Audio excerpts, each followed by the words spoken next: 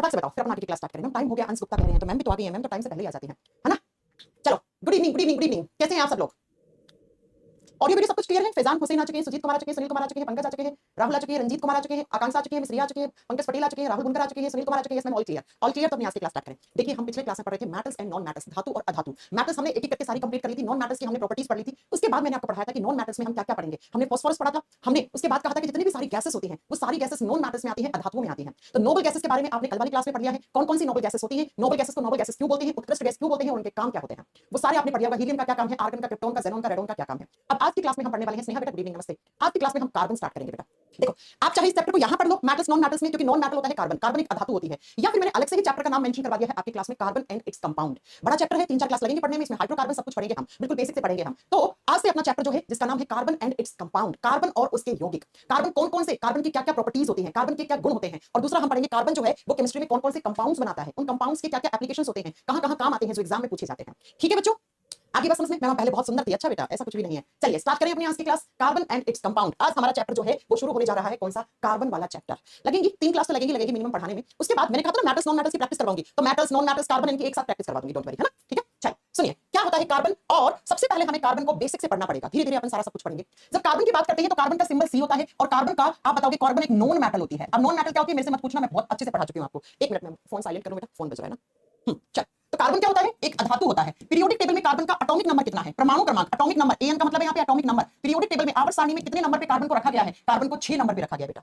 Carbon का atomic number, परमाणु क्रमांक 6 होता है। कहां आता है, कौन से ब्लॉक में आता है, कार्बन पी ब्लॉक में आता है बच्चा। पी ब्लॉक के कौन से ग्रुप में आता है, कौन से समूह में आता है। अगर आपने याद किया हो तो एक ट्रिक से, कहे सीता जी सुनो प्रभु, ग्रुप नंबर 14 को याद करने की ट्रिक बताई होगी ना, नहीं बताइए तो आगे आपको जब हम पीरियोडिक टेबल पढ़ाएंगे उसमें बताएंगे। ग्रुप नंबर 14 को याद किया जाता है, कहे सीता जी सुनो प्रभु, तो कहे से सी बनता है, सी फॉर कार्बन बनता है। तो कार्बन कौन से समूह से बिलोंग करता है, कौन से ग्रुप से आता है, ग्रुप नंबर 14 में कार्बन को रखा जाता है। अब बच्चों जरा ध्यान से सुनना कार्बन के बारे में। कार्बन के अंदर कार्बन का एटॉमिक नंबर कितना है, 6 है, 6 है, तो इसमें इलेक्ट्रॉन्स कितने हो गए, 6 इलेक्ट्रॉन हो गए। तो कार्बन का हम इलेक्ट्रॉनिक कॉन्फिगरेशन यानी कि इसका इलेक्ट्रॉनिक विन्यास जो होता है वो हम कैसे लिखते हैं, कैसे कार्बन के इलेक्ट्रॉन्स को डिस्ट्रीब्यूट करते हैं, तो हम लिखते हैं 1s2 2s2 2p2। अब कुछ बच्चे कहेंगे मैम ये क्या चल रहा है, तो बेटा ये एटॉमिक स्ट्रक्चर वाले चैप्टर पढ़ाया गया है आपको, है ना। क्या आपको पता नहीं कार्बन का इलेक्ट्रॉनिक कॉन्फिगरेशन, इलेक्ट्रॉन्स को हम डिस्ट्रीब्यूट करते हैं तो कैसे भरे जाते हैं, 1s में 2 इलेक्ट्रॉन, 2s में 2 और 2p2 में 2। अब सुनिए, ये जो कार्बन के 2s2 और 2p2 होता है ये वाला, इसे कहा जाता है कार्बन का वैलेंस शेल। क्या कहा जाता है इसे, आउटर शेल। बाहरी कक्षा को हम क्या नाम देते हैं, संयोजी कक्षा नाम देते हैं। और मैंने आपको बहुत बार पढ़ा दिया ये चीज कि वैलेंस शेल में जो इलेक्ट्रॉन्स होते हैं उनको हम वैलेंस इलेक्ट्रॉन कहते हैं। तो इस वैलेंस शेल में जो इलेक्ट्रॉन होते हैं उनको हम नाम क्या देते हैं, उनको हम वैलेंस इलेक्ट्रॉन नाम देते हैं, उनको हम संयोजी इलेक्ट्रॉन बोलते हैं। तो बताइए जरा, ये क्वेश्चन पूछा हुआ एनटीपीसी में, थका हुआ क्वेश्चन। क्या क्वेश्चन पूछा एनटीपीसी में, एनटीपीसी में क्वेश्चन पूछा कार्बन में वैलेंस इलेक्ट्रॉन की संख्या कितनी है। तो जो भी वैलेंस सेल में इलेक्ट्रॉन्स होते हैं उनको ही तो हम वैलेंस इलेक्ट्रॉन कहते हैं, उनको ही तो हम संयोजी इलेक्ट्रॉन कहते हैं। तो कितने हैं, ये कार्बन की वैलेंस सेल है बेटा, ये वाली, इसमें कितने इलेक्ट्रॉन है काउंट करो, 2 और 2 4। तो कार्बन में वैलेंस इलेक्ट्रॉन की संख्या कितनी है, 4 संख्या है। अब बच्चों आपको मैंने बहुत बार पढ़ाया है और आपने स्कूल में भी पढ़ा होगा, जब भी केमिस्ट्री में बॉन्ड्स बनते हैं, बंध बनते हैं, तो वो हमेशा बंध बनाने में कौन से इलेक्ट्रॉन्स, बॉन्ड बनाने में कौन से इलेक्ट्रॉन हिस्सा लेते हैं, वैलेंस इलेक्ट्रॉन। ये जो अंदर वाले इलेक्ट्रॉन है दो, इनको कहते हैं कोर इलेक्ट्रॉन, इनको कहते हैं मुख्य इलेक्ट्रॉन। और कोर इलेक्ट्रॉन्स कभी भी बॉन्ड बनाने में हिस्सा नहीं लेते हैं, बंध बनाने में हिस्सा नहीं लेते हैं। बंध बनाने में हिस्सा सिर्फ कौन लेता है, ये आउटर शेल के इलेक्ट्रॉन। और आउटर शेल में इलेक्ट्रॉन कितने हैं, 4 इलेक्ट्रॉन हैं। इसका मतलब मैम कार्बन के पास फ्री इलेक्ट्रॉन कितने हैं जो बॉन्ड बनाते हैं, वो 4 होते हैं बच्चा।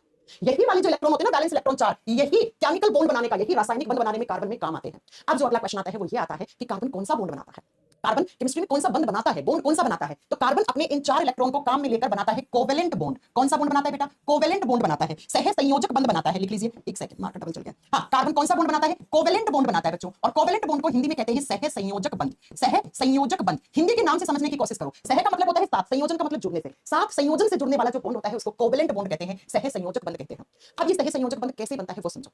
इलेक्ट्रॉन्स की आपस में पार्टनरशिप से जो बॉन्ड बनता है उसको कोवेलेंट बॉन्ड बनते हैं। जैसे फॉर एग्जांपल मान लो एक ए नाम का एलिमेंट है, एक बी नाम का एलिमेंट है, इसने अपना एक इलेक्ट्रॉन यहां रख दिया, बी ने अपना एक इलेक्ट्रॉन यहां रख दिया, दोनों ने अपना एक इलेक्ट्रॉन यहां रख दिया, है ना। जब ए को जरूरत होगी ए इन दोनों इलेक्ट्रॉन को ले सकता है, जब बी को जरूरत होगी बी इन दोनों इलेक्ट्रॉन को ले सकता है। तो आपस में ये जो इलेक्ट्रॉन्स की शेयरिंग से बॉन्ड बनता है, पार्टनरशिप से, सांझे से जो बॉन्ड बनता है, पार्टनरशिप का मतलब क्या होता है, साझा। तो इलेक्ट्रॉन की जो पार्टनरशिप से बॉन्ड बनता है ना उसको आप क्या बोलते हो, उसको आप कोवेलेंट बॉन्ड बोलते हो, उसको आप सह संयोजक बंध बोलते हो। फॉर एग्जांपल मैं एक एग्जांपल देके दिखाती हूं आपको। कार्बन जो है वो 4 हाइड्रोजन के साथ जुड़ता है तो वो CH4 बनाता है, और CH4 को बोलते हैं मीथेन। क्यों बोलते हैं आगे आज की क्लास में समझ में आएगा, ठीक है। एक कार्बन 4 हाइड्रोजन के साथ जुड़ता है तो वो मीथेन बनाता है। अब कैसे जुड़ता है ये कार्बन, तो बड़ा ध्यान से सुनिए। ये अपना कार्बन है, ठीक है, और कार्बन की आउटर शेल में, बाहरी कक्षा में कितने इलेक्ट्रॉन्स हैं, 4। तो 4 ही इलेक्ट्रॉन तो बॉन्ड बनाने में हिस्सा लेंगे, ये अंदर वाले तो कोर इलेक्ट्रॉन्स होते हैं, ये बॉन्ड बनाने में इनके कोई योगदान नहीं होता है। तो कार्बन ने अपने 4 इलेक्ट्रॉन यहां पे, ये रहे कार्बन के 4 इलेक्ट्रॉन, ठीक है, ये 4 इलेक्ट्रॉन। अब हाइड्रोजन, हाइड्रोजन में कितना इलेक्ट्रॉन होता है? एक इलेक्ट्रॉन होता है। हाइड्रोजन का एटॉमिक नंबर 1 होता है, जानते हैं, है ना? तो ऐसे हाइड्रोजन का ये रहा एक इलेक्ट्रॉन, ये एक हाइड्रोजन का इलेक्ट्रॉन रहा, ये एक हाइड्रोजन का इलेक्ट्रॉन रहा, ये एक हाइड्रोजन का। ये इलेक्ट्रॉन ग्रीन कलर वाला जो क्रॉस से मैंने बनाया, ये किसका इलेक्ट्रॉन है? ये हाइड्रोजन का है। ये भी हाइड्रोजन का, ये हाइड्रोजन का, ये हाइड्रोजन का। तो अब देखो, हाइड्रोजन के पास एक खुद का इलेक्ट्रॉन हो गया, तो इस हाइड्रोजन के पास एक अपना इलेक्ट्रॉन है, एक ये कार्बन का ले लेगा, तो इसकी आउटर शेल में 2 इलेक्ट्रॉन हो जाएंगे। तो इस हाइड्रोजन को जब जरूरत पड़ी, इसने अपने दोनों इलेक्ट्रॉन ले लिए,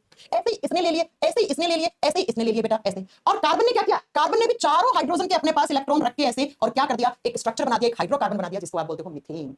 ठीक है, जिसको आप क्या कहते हो? मीथेन कहते हो। तो आपको इतना याद रखना है, कार्बन हमेशा और हमेशा कोवेलेंट बॉन्ड बनाता है, सह संयोजक बंध बनाता है। और सह संयोजक बंध कब बनते हैं? फिर हम आपको जब केमिकल बॉन्डिंग पढ़ाएंगे तो वहां पे ये वापस आएगा। आज थोड़ा सा समझ लो, क्योंकि आगे आपको ये काम आएगा क्लास में, आज की कल की क्लास में बहुत काम आएगा। क्या करते हैं कार्बन? कार्बन हमेशा शेयरिंग से बॉन्ड बनाता है, पार्टनरशिप से बॉन्ड बनाता है, इलेक्ट्रॉन की साझेदारी करता है, और इलेक्ट्रॉन की साझेदारी करके ये बहुत सारे कंपाउंड्स क्रिएट करता है। आपको मैं बता दूं, पीरियोडिक टेबल में सबसे ज्यादा कंपाउंड, सबसे ज्यादा यौगिक किसके होते हैं? कार्बन के होते हैं। इसीलिए हम पढ़ते हैं ये chapter carbon and its compound. कभी आपने पढ़ा है हाइड्रोजन एंड इट्स कंपाउंड, कभी आपने पढ़ा नाइट्रोजन एंड इट्स कंपाउंड, है ना? होते हैं नाइट्रोजन के कंपाउंड, ऐसा नहीं कह रही हूं मैं, लेकिन पूरा चैप्टर नहीं बच्चों। जो हमारी ऑर्गेनिक केमिस्ट्री होती है, जिसको हिंदी में बोलते हैं कार्बनिक केमिस्ट्री। ऑर्गेनिक केमिस्ट्री का मतलब क्या है? ऐसी केमिस्ट्री जो कार्बन पर डिपेंडेंट है, जो कार्बन से बनी है। ऑर्गेनिक शब्द का मतलब ही होता है कार्बन। तो कार्बन जो होता है वो कोवेलेंट बॉन्ड बनाता है, यानी कि इलेक्ट्रॉन की साझेदारी से बॉन्ड बनाता है। और कितने बॉन्ड CH4 के साथ इसने शेयर किए हैं? तो CH4 के साथ इसने 4 बॉन्ड बनाए हैं। ये बात आपका कार्बन की प्रॉपर्टीज याद रखेंगे। चलो, ये तो हो गई कार्बन की कुछ केमिकल प्रॉपर्टीज के बारे में हमने डिस्कस कर लिया। अब बात आती है, मैम ये जो कार्बन है इसकी अकरेंस कैसे होती है? एनवायरमेंट में कार्बन किसकी फॉर्म में होता है? हमारे बॉडी में कार्बन कैसे होता है? प्लांट्स में कार्बन कैसे होता है? अगर मैं आपसे पूछूं कि हम क्या बिना कार्बन के सर्वाइव कर सकते हैं? आप बोलोगे नो मैम, हमारे बॉडी में ग्लूकोज है। ग्लूकोज का फॉर्मूला क्या होता है? C6H12O6, उसमें कार्बन है। हमारे बालों में कार्बन है, मैंने जो कपड़ा पहना है उसमें कार्बन है, मेरी सेल्स में कार्बन है, हमारे घरों में जो लकड़ी काम में लेते हैं उसमें कार्बन है, हमारे घरों में जो हम गाड़ी में पेट्रोल डीजल डालते हैं उसमें कार्बन है। कार्बन हर जगह है बच्चा, कार्बन हर जगह है। तो इसकी अकरेंस बताती हूं मैं कैसे कैसे कार्बन होता है। जब हम बात करते हैं कि एटमॉस्फेयर में कार्बन कैसे होता है, एटमॉस्फेयर का मतलब होता है वातावरण में कार्बन किसके रूप में पाया जाता है? तो वातावरण में कार्बन हमेशा अपने ऑक्साइड फॉर्म में होता है। अब ऑक्साइड में उम्मीद करती हूं कि आपको समझ में आ गया होगा ऑक्साइड का मतलब क्या होता है। कार्बन एनवायरमेंट में हमेशा किसके फॉर्म में होता है? अपने ऑक्साइड के फॉर्म में होता है। और कार्बन का ऑक्साइड क्या कहलाता है? कार्बन डाइऑक्साइड कहलाता है। अरे याद करो, मैंने कहा था नॉन मैटर्स जब ऑक्सीजन के साथ रिएक्ट करते हैं तो उनके ऑक्साइड बनते हैं। नॉन मैटर्स के ऑक्साइड हमेशा एसिडिक नेचर के होते हैं, जैसे कार्बन डाइऑक्साइड बताया था ना, याद होगा ना? तो कार्बन जो एटमॉस्फेयर में मिलेगा वो हमेशा ऑक्साइड के रूप में बनेगा। और ऑक्साइड क्या कहता है? कार्बन का कार्बन डाइऑक्साइड। और कार्बन डाइऑक्साइड कितना होता है? 0.003% होता है हमारे एनवायरमेंट में। सॉरी 0.03 होता है, 0.03% कार्बन डाइऑक्साइड। तो एटमॉस्फेयर में इस तरीके से हो गया है। अच्छा, एक बच्चा लगातार कमेंट कर रहा है, बहुत सारे कमेंट कर रहे हैं, क्लास डाउनलोड नहीं हो रहा है। बेटा सर्वर चेंज हुआ है, टेक्निकल टीम ने मुझे कहा है कि मैं बच्चों को बोल देना 10-12 दिन के अंदर पुरानी क्लासेस सारी डाउनलोड होना फिर से शुरू हो जाएंगी। अभी कुछ प्रॉब्लम चल रहा है सर्वर के अंदर, इसलिए नहीं हो पा रहा है। चलो अगला अगला पॉइंट आता है कि कार्बन एटमॉस्फेयर के बाद अर्थ क्रस्ट में किस फॉर्म में हो सकता है? अर्थ क्रस्ट का मतलब होता है भूपर्पटी। भूपर्पटी में किस रूप में हमें कार्बन मिलता है और कितना परसेंट मिलता है? अर्थ क्रस्ट में हमें मिलता है 0.02% कार्बन। और किसके फॉर्म में बनता है? या तो आपको मिलेगा ये कार्बोनेट की फॉर्म में। किसकी फॉर्म में बच्चा? कार्बोनेट आयंस की फॉर्म में मिलेगा आपको, कार्बोनेट आयंस की फॉर्म में। या आपको मिलेगा ये बाई कार्बोनेट आयंस के रूप में। या तो ये कार्बोनेट की फॉर्म में मिलेगा या बाई कार्बोनेट। कार्बोनेट को हम कैसे लिखते हैं? CO3 2 negative. और बाई कार्बोनेट को कैसे लिखते हैं? HCO3 negative. तो बच्चा अर्थ क्रस्ट में जो कार्बन मिलता है वो हमेशा हमें या तो कार्बोनेट के रूप में मिलेगा या हमें किसके रूप में मिलेगा? वो बाई कार्बोनेट के रूप में मिलेगा। जैसे सोडियम बाई कार्बोनेट होता है, उसमें उसका chemical name sodium hydrogen carbonate भी लिखते हैं, है ना? इसके अलावा कार्बन और कहां मिलता है? हमें प्लांट्स में मिलता है, पेड़ पौधों में मिलता है, पादपों में मिलता है। अब हमें प्लांट्स कैसे मिलता है? जो प्लांट्स के अंदर कार्बन होता है उसकी अकरेंस कैसे होती है? सबसे ज्यादा प्लांट्स के अंदर कार्बन पाया जाता है प्लांट की सेल के बाहर जो सेल वॉल होता है, जो कोशिका भित्ति होता है, उसके अंदर पाया जाता है। अरे मैंने आपको बायोलॉजी में पढ़ाया होगा कि प्लांट की जो सेल्स होती हैं, पेड़ पौधों की जो कोशिकाएं होती हैं, उन कोशिकाओं के सबसे बाहर वाली परत को आप क्या कहते हो? उसे आप सेल वॉल कहते हो, उसे आप कोशिका भित्ति कहते हो। और पेड़ पौधों की जो सेल वॉल होती है, जो कोशिका भित्ति होती है, वो किसकी बनी हुई होती है? मैम आपने पढ़ाया था सेल्यूलोज की बनी हुई होती है। अब मुझे फटाक से बता दो सेल्यूलोज का फॉर्मूला मैंने क्या पढ़ाया था? सेल्यूलोज क्या है? एक कार्बोहाइड्रेट है। और कार्बोहाइड्रेट्स क्या होती है? जो कार्बन हाइड्रोजन ऑक्सीजन से बनती है उनको हम कार्बोहाइड्रेट्स कहते हैं, उनको हम शर्कराएं कहते हैं। तो बताइए सेल्यूलोज में कार्बन होगा कि नहीं होगा? जी हां मैम, सेल्यूलोज में कार्बन होगा ही होगा, क्योंकि सेल्यूलोज एक कार्बोहाइड्रेट होती है, एक शर्करा होती है। कार्बोहाइड्रेट्स ऐसे मॉलिक्यूल्स होते हैं, ऐसे अणु होते हैं जो कार्बन हाइड्रोजन ऑक्सीजन से बनते हैं। तो पेड़ पौधों के अंदर सबसे ज्यादा कार्बन की प्रेजेंस कहां होती है? कहां पाया जाता है? पूछ ले आपसे तो वो सेल वॉल में पाया जाता है उनकी। और सेल वॉल किससे बनी हुई होती है? पेड़ पौधों की कोशिका भित्ति सेल्यूलोज की बनी होती है। सेल्यूलोज एक शर्करा होती है, कार्बोहाइड्रेट होती है, जो कार्बन से बनी हुई होती है। अगला, प्लांट्स में इसके अलावा सबसे ज्यादा कार्बन कहां होता है? तो बेटा प्लांट्स करते हैं फोटोसिंथेसिस, प्रकाश संश्लेषण की क्रिया होती है पेड़ पौधों के अंदर। होती है कि नहीं होती है? बताओ। प्रकाश संश्लेषण की क्रिया में पेड़ पौधे क्या बनाते हैं? कार्बन डाइऑक्साइड और पानी को यूज में लेके सनलाइट, सूर्य के प्रकाश और क्लोरोफिल की प्रेजेंस में वो क्या बनाते हैं? अपना भोजन। और भोजन क्या होता है पेड़ पौधों का? भोजन ये होता है बेटा। और ये किसका फॉर्मूला? ये ग्लूकोज का फॉर्मूला है। तो प्लांट्स के अंदर सबसे ज्यादा कार्बन इन दो चीजों में काम होता है। ये तो प्लांट्स की बात होगी। अब बात करते हैं हम ह्यूमंस या एनिमल्स में। ह्यूमंस जैसे हम लोग, मनुष्य प्राणी के अंदर कहां कहां कार्बन होता है? कैसे कैसे कार्बन? हमारी बॉडी में कार्बन कहां कहां होता है? हमारे खून के अंदर ग्लूकोज होता है, ग्लूकोज को हम ब्लड शुगर कहते हैं। ग्लूकोज का फॉर्मूला क्या होता है? C6H12O6। तो बताओ हमारी बॉडी में कार्बन है कि नहीं? जी हां मैम, हमारी ब्लड शुगर में ही है। हमारे खून में जो शुगर होती है जिसको आप ग्लूकोज कहते हैं, उसके पास ही क्या है? कार्बन है। अगला, हम जो फाइबर्स खाते हैं खाने में, हम जो रेशे खाते हैं, बोलते हैं ना फाइबर रिच डाइट लेनी चाहिए। फाइबर रिच डाइट का मतलब क्या है? इसमें कार्बोहाइड्रेट्स ज्यादा हो, जिसमें प्रोटीन ज्यादा हो, ऐसा खाना खाना चाहिए। और कार्बोहाइड्रेट्स में कार्बन होता है। हाँ, तो आप कार्बोहाइड्रेट्स खाते हैं कि नहीं खाते हैं? Glucose, fructose, maltose, lactose. आप शहद खा रहे हैं, चीनी खा रहे हैं, गुड़ खा रहे हैं, मिठाइयां खा रहे हैं, फ्रूट्स खा रहे हैं, सब्जियां खा रहे हैं, इसमें क्या है? कार्बन है। अब प्रोटीन खा रहे, दाल खा रहे, तो प्रोटीन किससे बना होता है? कार्बन, हाइड्रोजन, नाइट्रोजन, ऑक्सीजन, तो उसमें भी कार्बन है। तो हम जो खाने में फाइबर्स खाते हैं, हम जो रेशे खाते हैं, हम जो प्रोटीन खाते हैं, आप लिख सकते हो, उसमें कार्बन है। हम जो कार्बोहाइड्रेट्स खाते हैं, जो शर्कराएं खाते हैं, उसके अंदर कार्बन है। तो हम किस किस तरीके से कार्बन को काम में लेते हैं, मैं वो ये बता रही हूँ। मैं ये बता रही हूँ कि ऑर्गेनिक केमिस्ट्री कार्बन से बनी है। कार्बन इतना ज्यादा क्यों जरूरी है? ये कार्बन हर जगह है। बिना कार्बन के हम लोगों की एग्जिस्टेंस हो ही नहीं सकती है। अगला, हमारे घरों में हम वुड, लकड़ी काम लेते हैं, तो लकड़ी, कोयला, इन सब में क्या होता है बेटा? इन सब में आपका कार्बन होता है। कोयले में क्या होता है? कार्बन होता है। कोल, कोयले में कार्बन है। आप लिख सकते हो, गाड़ियों में जो आप फ्यूल भरवाते हो, ईंधन भरवाते हो, पेट्रोल, डीजल, केरोसिन तेल, इन सब में क्या होता है? इन सब में कार्बन होता है। तो लिखिए, जैसे पेट्रोल हो गया, डीजल हो गया, जैसे केरोसिन, मिट्टी का तेल हो गया, इन सब में क्या होता है बेटा? कार्बन होता है। जितने भी हम डेली लाइफ में पॉलीमर्स काम में लेते हैं, पॉलीमर्स क्या होते हैं? बहुलक होते हैं। ये बहुलक भी किससे बने हुए होते हैं? कार्बन से बने हुए होते हैं बच्चा। जो आपने कपड़ा पहना है, उस कपड़े में कार्बन है। जो आपने क्लॉथ पहना है, उस क्लॉथ में कार्बन है। पॉलिस्टर एक तरीके का पॉलीमर होता है, उसमें कार्बन होता है। तो आप खुद सोचिए, क्या हम लोग प्लांट्स बिना कार्बन के रह सकते हैं? नहीं मां, कार्बन ने हमें जीवन दे रखा है। अरे मैं मानती हूँ ये बात, क्या मैं मानती हूँ कि बेटा आप ऑक्सीजन गैस से जिंदा रहते हैं, लेकिन बिना कार्बन के भी हमारी सेल सर्वाइव नहीं कर सकती हैं। बिकॉज हमारी सेल्स, हमारी कोशिकाओं के बाहर जो झिल्ली होती है, उसको सेल मेम्ब्रेन कहते हैं, उसको कोशिका झिल्ली कहते हैं। वो कार्बोहाइड्रेट्स, प्रोटीन, फैट की बनी हुई होती है, और उसके अंदर भी कार्बोहाइड्रेट का मतलब कार्बन है। हर जगह हमारी बॉडी में कार्बन है। तो एग्जाम में क्वेश्चंस कैसे आएंगे? जरा मेरे कुछ क्वेश्चंस के आंसर दीजिए। एग्जाम में क्वेश्चंस आते हैं, पहला क्वेश्चन आता है, एग्जामिनर पूछता है कि एटमॉस्फेयर में कार्बन की अकरेंस कैसे होती है? तो आप क्या बताओगे? एटमॉस्फेयर में कार्बन हमेशा ऑक्साइड के रूप में होता है, और वो कौन सा ऑक्साइड? Carbon dioxide. और कार्बन डाइऑक्साइड नेचर से कैसा होता है? ये एसिडिक होता है, ये अम्लीय होता है, ये हम पहले ही बता चुके हैं। ठीक है, इसके अलावा भूपर्पटी में हमें कार्बोनेट्स या बाइकार्बोनेट्स आयंस के रूप में मिलता है 0.02% में, एनवायरमेंट में 0.03% के रूप में होता है। अगर प्लांट्स में पूछे कहां-कहां कार्बन काम आता है, यहां ह्यूमंस लोग कैसे-कैसे काम लेते हैं, ऐसे कार्बन को काम में लेते हैं। इसीलिए carbon is the basic unit of chemistry. ये मान लो आप, जैसे हमारी बॉडी की बेसिक यूनिट क्या होती है? सेल, कोशिका। और जब बात करते हैं बेटा ऑर्गेनिक केमिस्ट्री या केमिस्ट्री की बेसिक यूनिट क्या है? कार्बन है। अब आइए जरा कार्बन से आगे चलते हैं। बच्चों, मैं अगला जो पॉइंट पढ़ाने वाली हूं, ये कार्बन की सबसे अच्छी प्रॉपर्टी होती है।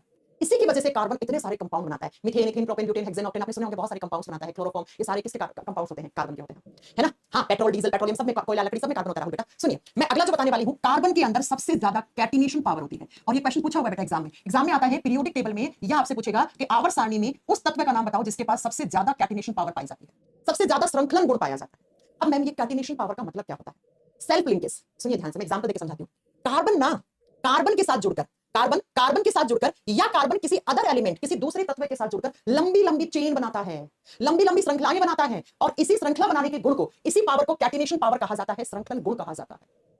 कार्बन या तो कार्बन के साथ जुड़ा, या कार्बन हाइड्रोजन के साथ जुड़ जाता है। ऐसे तो कार्बन क्या बनाता है? अपने कंपाउंड्स। तो कार्बन कार्बन के साथ जुड़ा, या कार्बन दूसरा कंपाउंड क्या हो गया, जैसे हाइड्रोजन हो गया, इसके साथ जुड़कर लंबी लंबी चेन बनाता है, लंबी लंबी श्रृंखलाओं वाले कंपाउंड्स बनाता है। इसीलिए सबसे ज्यादा कैटिनेशन पावर हम कहते हैं कार्बन के पास होती है। हाँ, कार्बन के पास कैटिनेशन पावर किसके पास ज्यादा है? दूसरे नंबर पे सिलिकॉन, लिख लेना साइड में। ठीक है, सिलिकॉन के पास होती है बेटा। कार्बन के बाद सबसे ज्यादा कैटिनेशन पावर पीरियोडिक टेबल में आवर्त सारणी में सिलिकॉन के पास पाई जाती है। क्या याद कर लोगे? जी मैम। तो अब यहां आओ बेटा, कार्बन, अच्छा कैटिनेशन पावर का मतलब समझ गए हैं? मैं लिखवा देती हूं। कैटिनेशन पावर का मतलब होता है सेल्फ लिंकेज प्रॉपर्टीज। अपने आप के साथ भी जुड़ जाता है, कार्बन कार्बन के साथ भी जुड़ सकता है, कार्बन से दूसरे एलिमेंट के साथ भी जुड़ सकता है। तो कैटिनेशन का मतलब होता है सेल्फ लिंकेज प्रॉपर्टीज।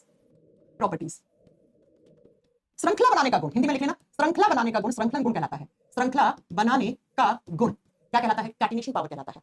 जैसे फॉर एग्जांपल, मैं आपको एक एग्जांपल देती हूं। केमिस्ट्री में एक हाइड्रोकार्बन होता है बेटा, जिसका नाम होता है ऑक्टेन। ऑक्टेन का फॉर्मूला होता है C8H18, 8 कार्बन 18 हाइड्रोजन।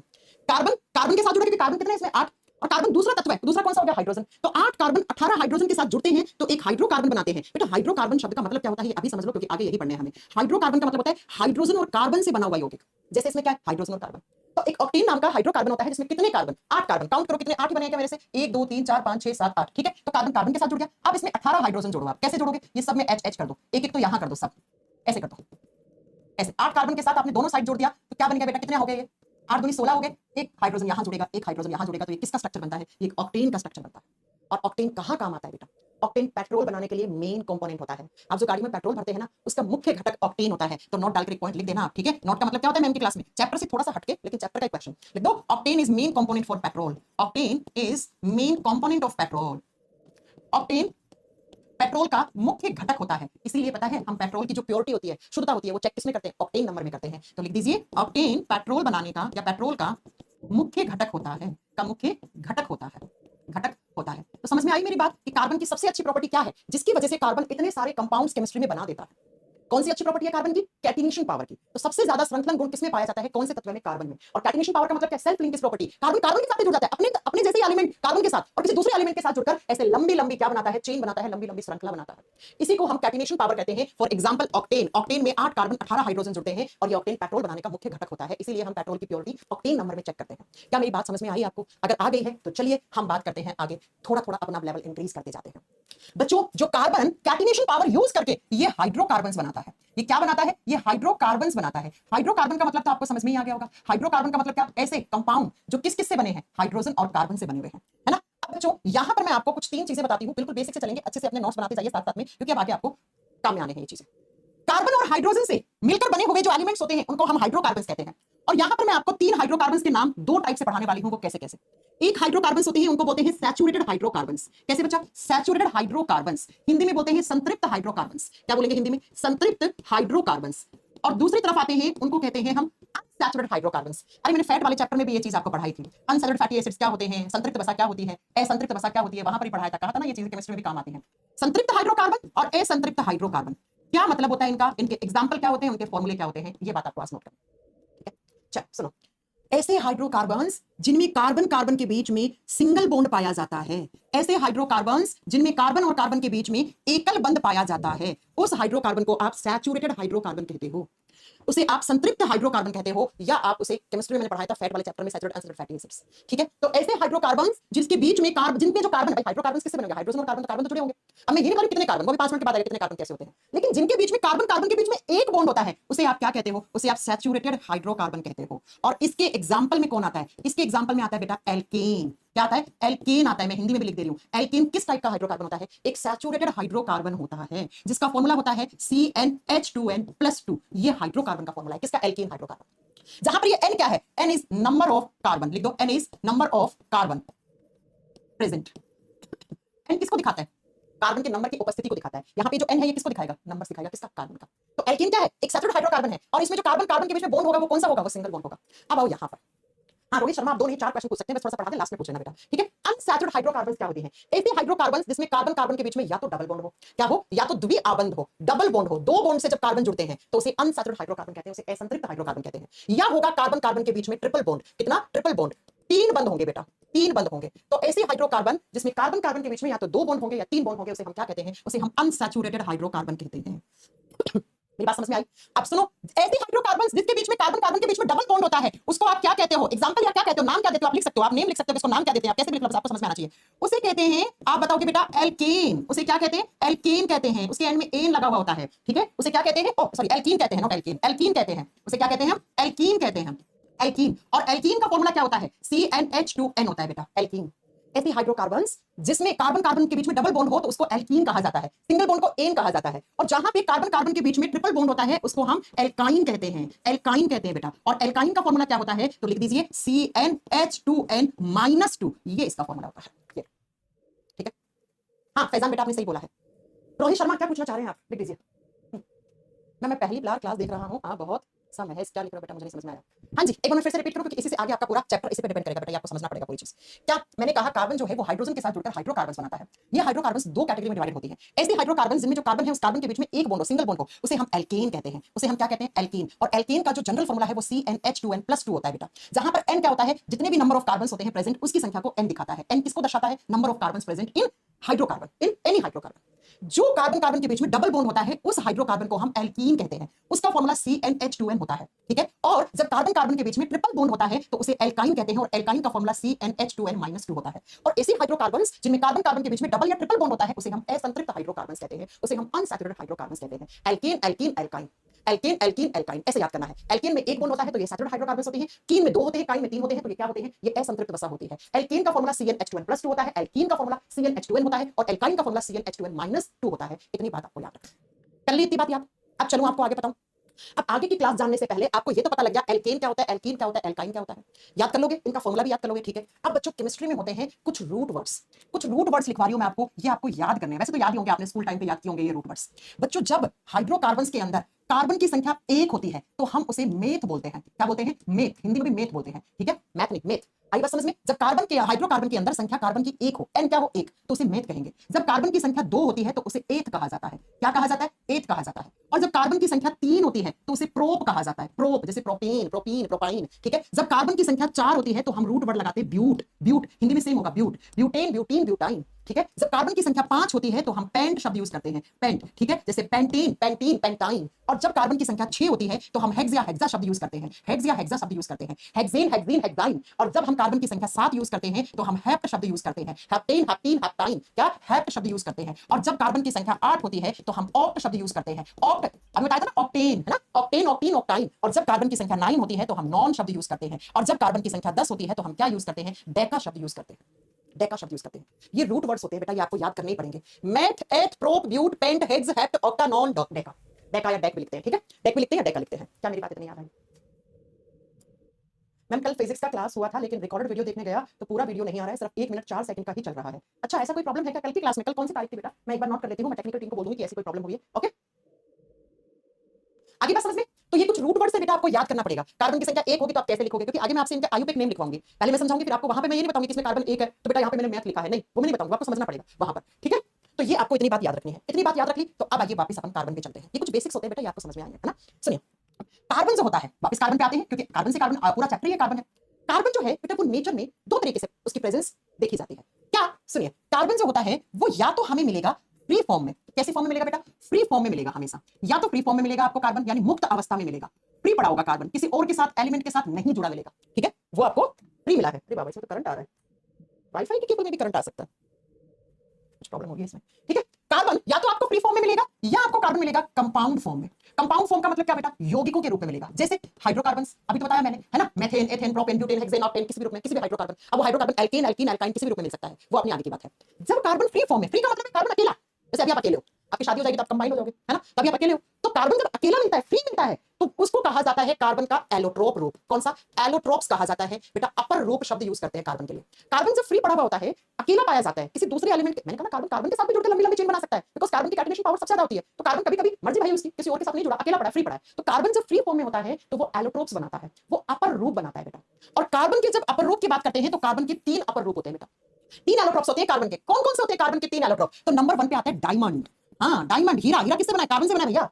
हीरा ठाकुर वाला नहीं, वो हीरा जो पहनते हैं हाथों में, है ना, गले में, नेकलेस बना के, रिंग में, इन सब में पहनते हैं। दूसरा कार्बन का जो एलोट्रोप रूप होता है उसको बोलते हैं ग्रेफाइट। दूसरा होता है कार्बन का अपर रूप, उसको हम ग्रेफाइट कहते हैं। और तीसरे को बोलते हैं बकमिनिस्टर फुलरीन। क्या बोलते हैं? बकमिनिस्टर फुलरीन कहते हैं बेटा। ये आपको याद रखना है, या अकेला फुलरीन भी लिखो तब भी चलेगा बेटा, इसका पूरा नाम बकमिनिस्टर फुलरीन या फुलरीन दोनों बोल सकते हो आप। मैं लिख देती हूँ, तीसरे को बकमिनिस्टर फुलरीन या फुलरीन याद रख लो आप, तो ऐसे लिख लो। तो ये 3 होते हैं कार्बन के एलोट्रोप। अब एलोट्रोप्स की परिभाषा क्या होती है? एनसीईआरटी में एलोट्रोप्स की परिभाषा क्या लिखी हुई है?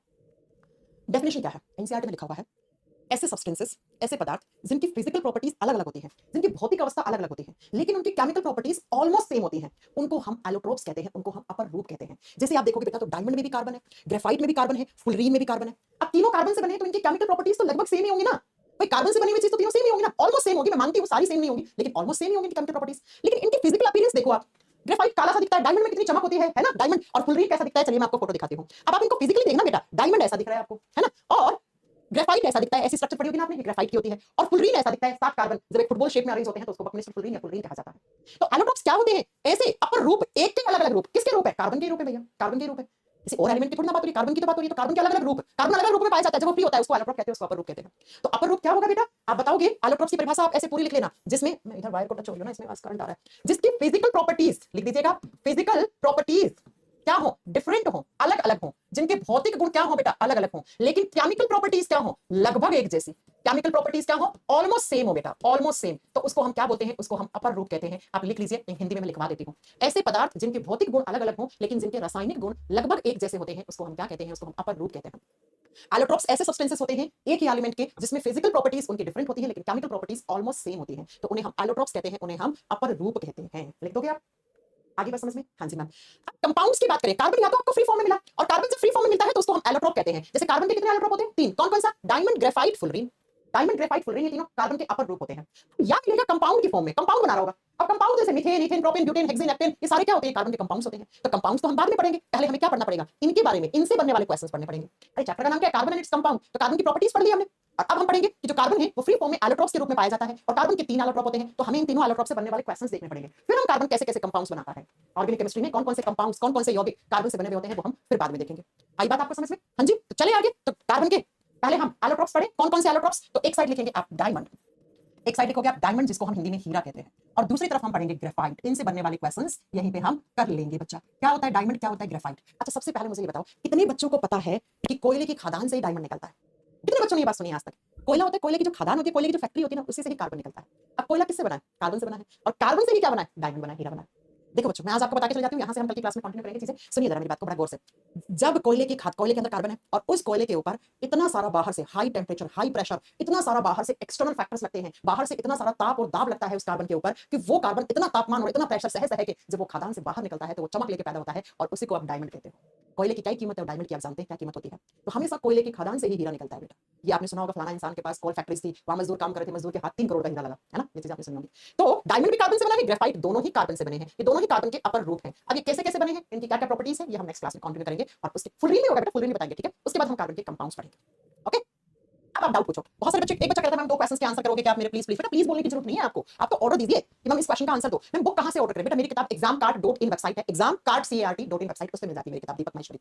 हाँ, मैं मेरी पहली क्लास है, बहुत अच्छे समझ में आ रहा है, सेक्स है समी कह रहे हैं, ओके बेटा थैंक यू बेटा, सब कुछ समझ में आएगा, लेकिन अगली क्लास में टफ लगेगी आपको, अगली क्लास आपको टफ लग सकती है बेटा। और बता, मैं भाभा एटॉमिक रिसर्च सेंटर में भी देखा हूं, सर लोग वीडियो दिखाए हैं कार्बन कैसे निकलता है कोयले की फैक्ट्री से, वाह बहुत अच्छा, यूट्यूब पे बहुत सारी वीडियोस आप देख सकते हैं। पूछिए ma'am group D express base 3 खत्म कब होगा बेटा, हो जाएगा, क्यों जल्दबाजी मचा रहे हो, अभी सिलेबस धीरे धीरे पढ़ाने दीजिए। आप तो 3 वाले हैं, अभी तो 1 लास्ट में चल रहा है मेरा, 1 वाला आखिरी चल रहा है। और पूछिए कोई डाउट।